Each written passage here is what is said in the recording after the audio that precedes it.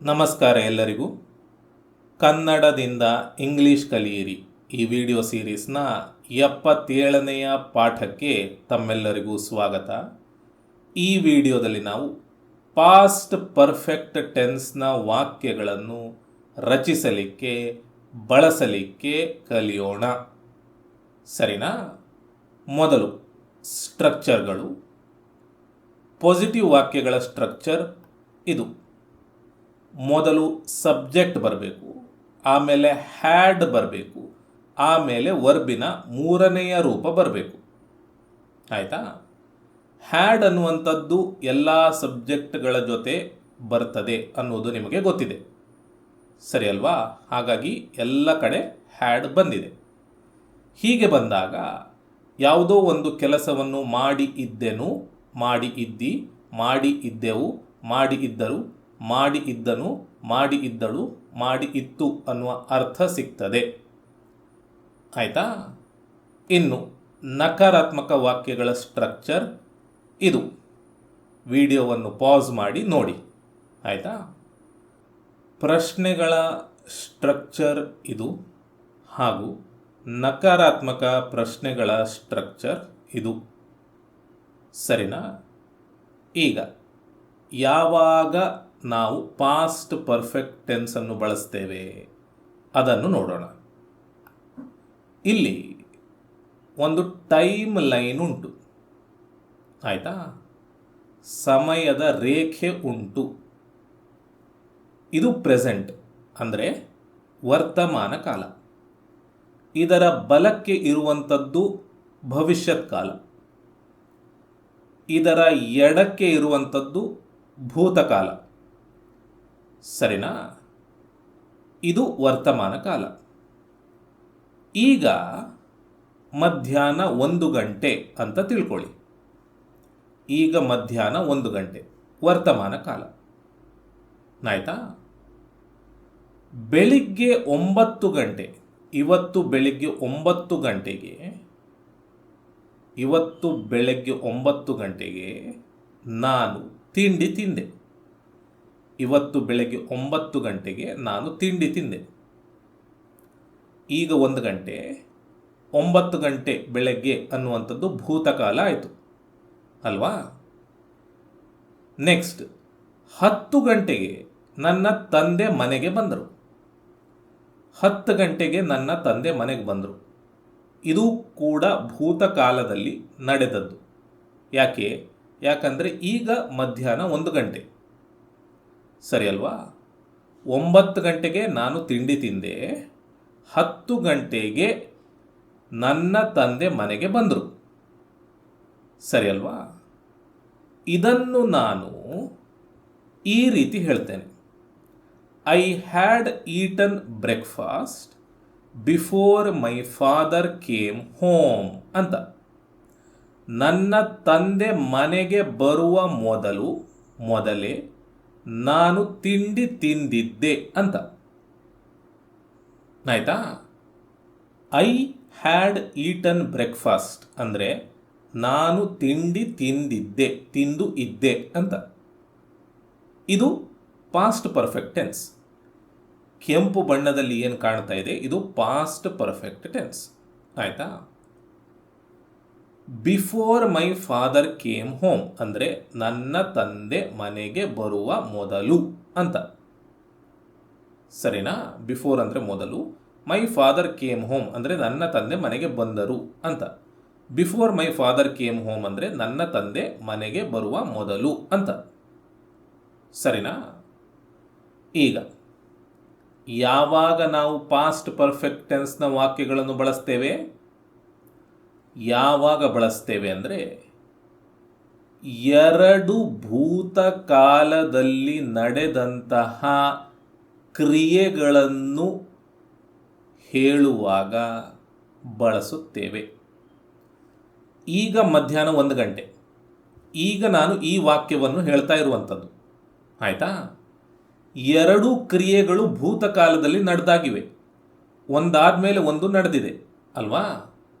ಇದನ್ನು ಹೇಳಲಿಕ್ಕೆ ನಾವು ಪಾಸ್ಟ್ ಪರ್ಫೆಕ್ಟ್ ಟೆನ್ಸನ್ನು ಬಳಸುತ್ತೇವೆ. ಸರಿನಾ? ಈಗ ಈ ಎರಡು ಕ್ರಿಯೆಗಳಲ್ಲಿ ಮೊದಲು ನಡೆದದ್ದು ಯಾವುದು? ನಾನು ತಿಂಡಿ ತಿನ್ನುವಂಥದ್ದು ಅಲ್ವಾ? 9 ಗಂಟೆಗೆ ಮೊದಲು ನಾನು ತಿಂಡಿ ತಿಂದೆ. ಮೊದಲು ನಡೆದಂತಹ ಕ್ರಿಯೆಯನ್ನು ಪಾಸ್ಟ್ ಪರ್ಫೆಕ್ಟ್ ಟೆನ್ಸ್ ಬಳಸಿ ಹೇಳುತ್ತೇವೆ. I had eaten breakfast. ನಾನು ತಿಂಡಿ ತಿಂದಿದ್ದೆ. ಇದು ಮೊದಲು ನಡೆದದ್ದು. ಹಾಗಾಗಿ ಇದು ಪಾಸ್ಟ್ ಪರ್ಫೆಕ್ಟ್ ಟೆನ್ಸ್ನಲ್ಲಿ ಇದೆ.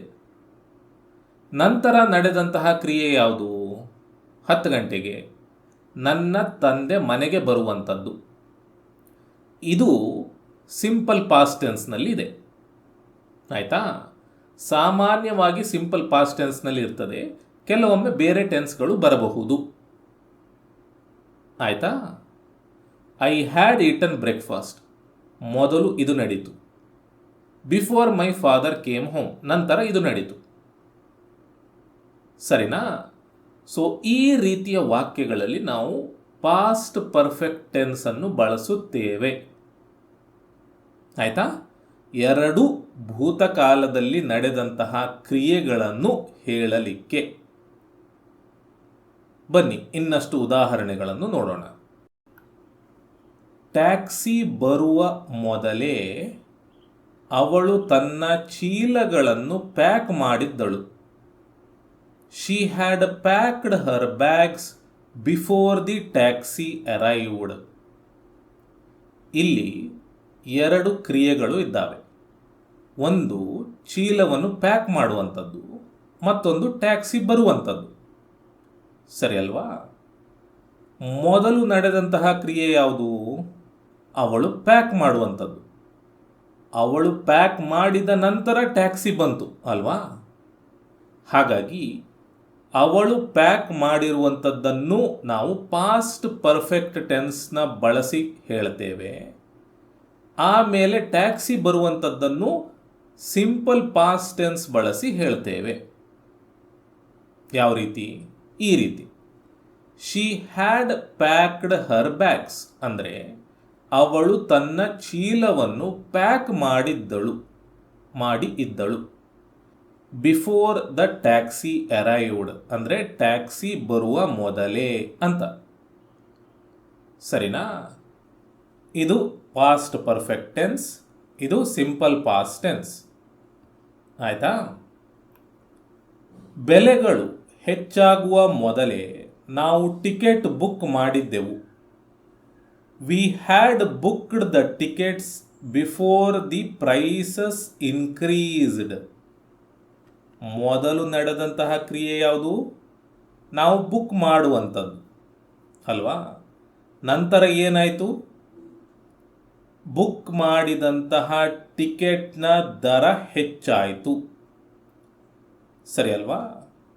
V had booked the tickets ಅಂದರೆ ನಾವು ಟಿಕೆಟ್ ಬುಕ್ ಮಾಡಿದ್ದೆವು.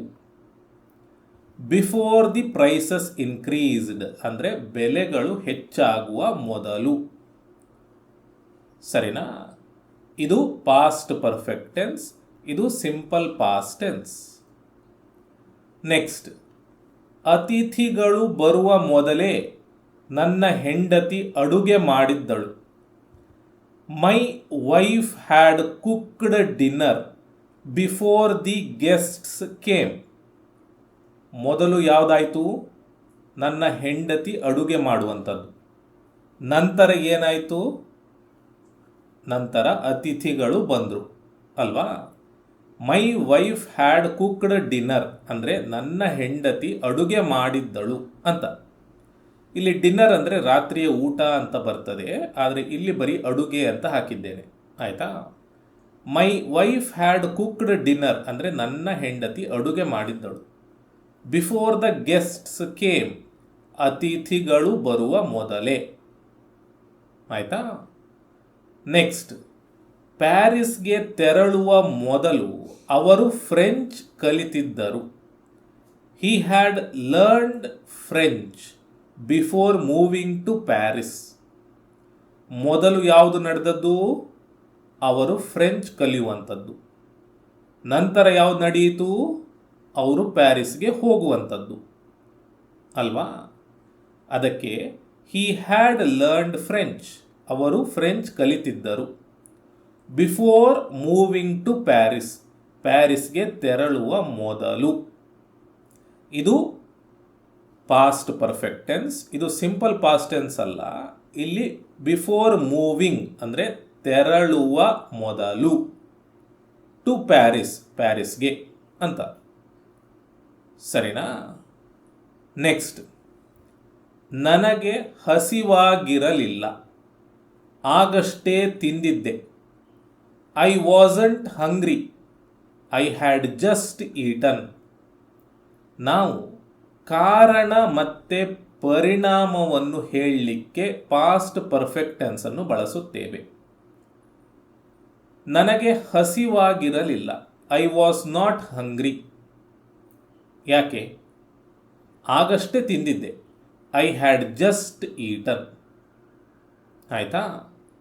ಕಾರಣವನ್ನು ಹೇಳಲಿಕ್ಕೆ ನಾವು ಪಾಸ್ಟ್ ಪರ್ಫೆಕ್ಟ್ ಟೆನ್ಸನ್ನು ಬಳಸುತ್ತೇವೆ.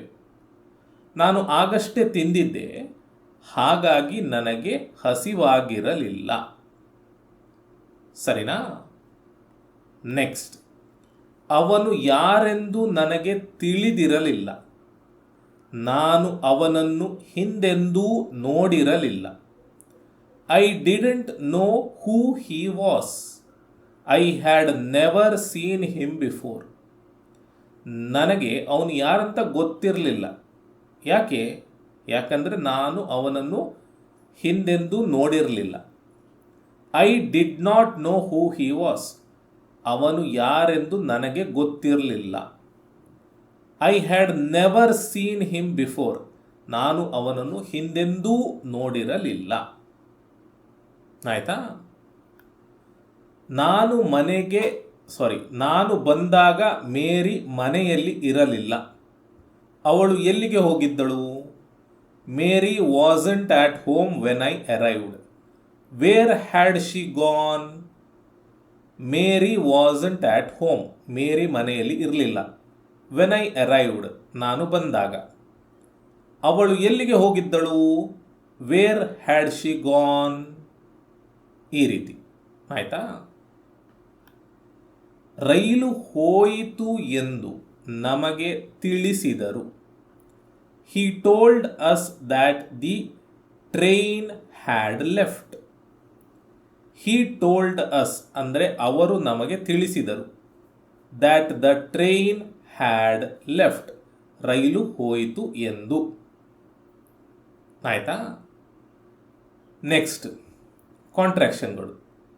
ಐ ಹ್ಯಾಡ್ನ ಕಾಂಟ್ರಾಕ್ಷನ್ ಐಡ್, ಹಿ ಹ್ಯಾಡ್ನ ಕಾಂಟ್ರಾಕ್ಷನ್ ಹೀಡ್, ಶಿ ಹ್ಯಾಡ್ನ ಕಾಂಟ್ರಾಕ್ಷನ್ ಶೀಡ್, ಇಟ್ ಹ್ಯಾಡ್ನ ಕಾಂಟ್ರಾಕ್ಷನ್ ಇಟಡ್, ವಿ ಹ್ಯಾಡ್ನ ಕಾಂಟ್ರಾಕ್ಷನ್ ವೀಡ್, ದೇ ಹ್ಯಾಡ್ನ ಕಾಂಟ್ರಾಕ್ಷನ್ ದೇಡ್, ಯು ಹ್ಯಾಡ್ನ ಕಾಂಟ್ರಾಕ್ಷನ್ ಯೂಡ್. ಆಯಿತಾ. ಐ ವುಡ್ನ ಕಾಂಟ್ರಾಕ್ಷನ್ ಕೂಡ ಐಡ್ ಅಂತಾನೆ. ಅಂದರೆ ಐ ಹ್ಯಾಡ್ ಹಾಗೂ ಐ ವುಡ್ ಎರಡರ ಕಾಂಟ್ರಾಕ್ಷನ್ ಕೂಡ ಐಡ್ ಅಂತಾನೆ. ಹಾಗೆ ಇಲ್ಲಿಯೂ ಕೂಡ ಹೀಡ್ ಹೀಡ್, ಶೀಡ್ ಶೀಡ್, ಇಟಡ್ ಇಟೆಡ್ ಉಳಿದಿದ್ದಲ್ಲ. ಅಂದರೆ ವುಡ್ ಜೊತೆ ಬಂದಾಗ ಕೂಡ ಇದೇ ಕಾಂಟ್ರಾಕ್ಷನ್ ಬರ್ತದೆ, ಹ್ಯಾಡ್ ಜೊತೆ ಬಂದಾಗ ಕೂಡ ಇದೇ ಕಾಂಟ್ರಾಕ್ಷನ್ ಬರ್ತದೆ. ಸೊ ಇದನ್ನು ನೆನಪಲ್ಲಿ ಇಟ್ಕೊಳ್ಳಿ. ಆಯಿತಾ. ನೆಕ್ಸ್ಟ್, ಐ ಹ್ಯಾಡ್ ನಾಟ್ ಅನ್ನು ಐಡ್ ನಾಟ್ ಅಂತ ಸಣ್ಣಕ್ಕೆ ಮಾಡ್ಬೋದು, ಅಥವಾ ಐ ಹ್ಯಾಡಂಟ್ ಅಂತ ಸಣ್ಣಕ್ಕೆ ಮಾಡ್ಬೋದು. ಹಿ ಹ್ಯಾಡ್ ನಾಟ್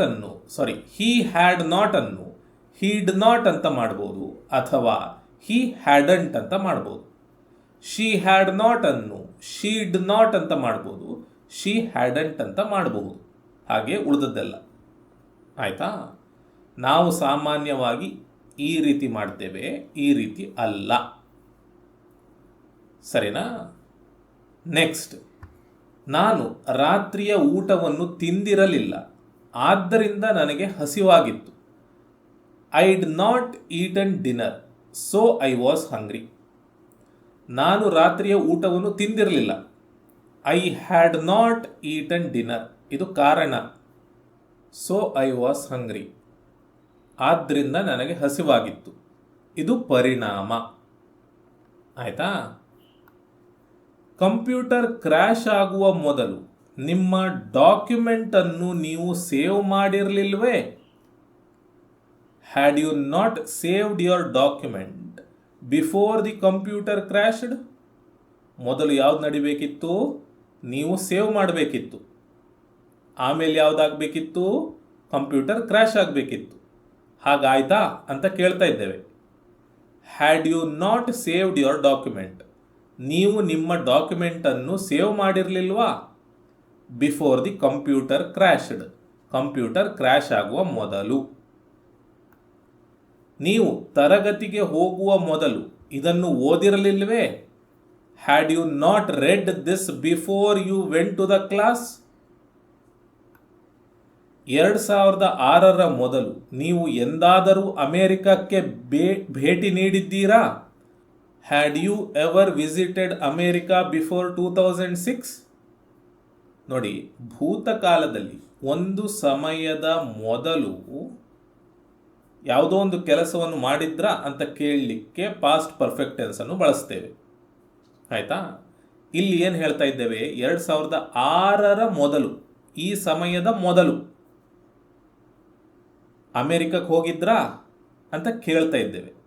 ಇದಕ್ಕೆ ಪಾಸ್ಟ್ ಪರ್ಫೆಕ್ಟ್ ಟೆನ್ಸನ್ನು ಬಳಸುತ್ತೇವೆ. ಸರಿನಾ?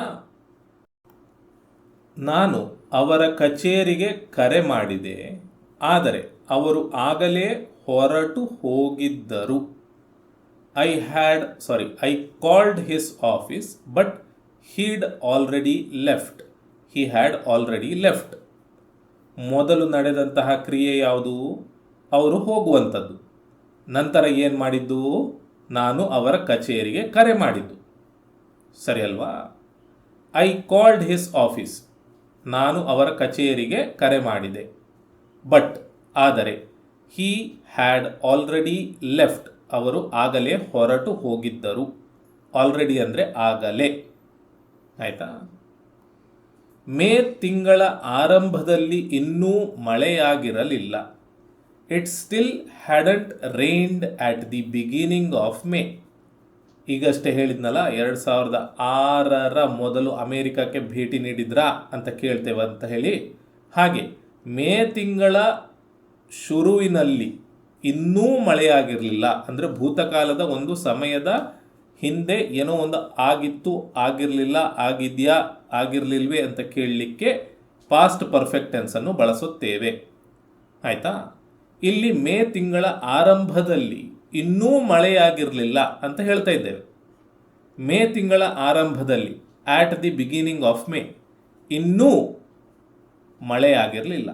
It still hadn't rained. ಸರಿನಾ? ಅವಳು ಮೈಸೂರಿಗೆ ಹೋದಾಗ ನಾನು ಅವಳನ್ನು ಭೇಟಿ ಮಾಡಲು ಹೋಗಿದ್ದೆ. I went to visit her when she'd moved to Mysore. ಮೊದಲು ನಡೆದದ್ದು ಯಾವುದು? ಅವಳು ಮೈಸೂರಿಗೆ ಹೋಗುವಂಥದ್ದು. ನಂತರ ಯಾವುದು ನಡೀತು? ನಾನು ಅವಳನ್ನು ಭೇಟಿ ಮಾಡಲು ಹೋಗುವಂಥದ್ದು. ಆಯಿತಾ? I went to visit her, ನಾನು ಅವಳನ್ನು ಭೇಟಿ ಮಾಡಲು ಹೋಗಿದ್ದೆ. When she had moved to Mysore, ಅವಳು ಮೈಸೂರಿಗೆ ಹೋದಾಗ. ಮೂವ್ಡ್ ಅಂದರೆ ಈಗ ಒಂದು ಸ್ಥಳದಿಂದ ಇನ್ನೊಂದು ಸ್ಥಳಕ್ಕೆ ಎಲ್ಲ ಸಾಮಾನುಗಳನ್ನು ಕಟ್ಟಿಕೊಂಡು ಹೋಗ್ತೇವಲ್ವಾ, ಅಲ್ಲೇ ಬಿಡಾರ ಮಾಡಲಿಕ್ಕೆ, ಅದಕ್ಕೆ ಮೂವ್ ಅಂತ ಹೇಳ್ತೇವೆ. ಸರಿನಾ? ನೆಕ್ಸ್ಟ್, ಅವನು ಸಿನಿಮಾ ನೋಡುವ ಮೊದಲು ಪುಸ್ತಕ ಓದಿದ್ದನೇ? Had he read the book before watching the film? Had he read the book ಅಂದರೆ ಅವನು ಪುಸ್ತಕ ಓದಿದ್ದನೆ. Before watching the film, cinema ನೋಡುವ ಮೊದಲು. ಸರಿನಾ? ಸೊ ಈ ರೀತಿ ನಾವು ಪಾಸ್ಟ್ ಪರ್ಫೆಕ್ಟ್ ಟೆನ್ಸ್ನ ವಾಕ್ಯಗಳನ್ನು ಬಳಸುತ್ತೇವೆ. ಆಯಿತಾ? ಇವಿಷ್ಟನ್ನು ಬಿಟ್ಟು ಇನ್ನೂ ಹಲವಾರು ಕಡೆ ಬಳಸ್ತೇವೆ. ಅವೆಲ್ಲವೂ ನಿಮಗೆ ಮಾತನಾಡಿ ಗೊತ್ತಾಗಬೇಕು. ಆಯಿತಾ? ಯಾಕಂದರೆ ನಿಯಮಗಳನ್ನು ನಾನಿಲ್ಲಿ ಹೇಳ್ಕೊಡ್ಬೋದು, ಆದರೆ ಅದನ್ನು ನೆನ್ಪಿಟ್ಕೊಂಡು ನಿಮಗೆ ಬಳಸುವಾಗ ಸುಸ್ತಾಗಿ ಹೋಗ್ತದೆ. ಹಾಗಾಗಿ ಇಲ್ಲಿ ಹಾಕಲಿಲ್ಲ. ಆಯಿತಾ? ಸರಿ, ಈಗ ನಿಮಗೊಂದು ಎಕ್ಸಸೈಸ್. ಈ ವಾಕ್ಯಗಳನ್ನು ಆದಷ್ಟು ಇಂಗ್ಲೀಷಿಗೆ ಅನುವಾದ ಮಾಡಿ ಕಮೆಂಟ್ ಮಾಡಿ. ಇನ್ನೊಂದು 5 ಸೆಕೆಂಡ್ಗಳಲ್ಲಿ ಇವುಗಳ ಉತ್ತರಗಳನ್ನು ಇಲ್ಲಿಯೇ ತೋರಿಸ್ತೇನೆ.